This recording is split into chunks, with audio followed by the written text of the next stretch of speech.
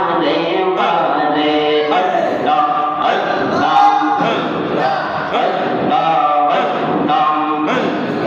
জীবনের গুনাহ মাফ করে দাও জীবনের গুনাহ মাফ করে দাও নবীজির খাতিরে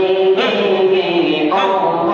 আল্লাহ ডাকি বারে বারে আল্লাহ আল্লাহ আল্লাহ আল্লাহ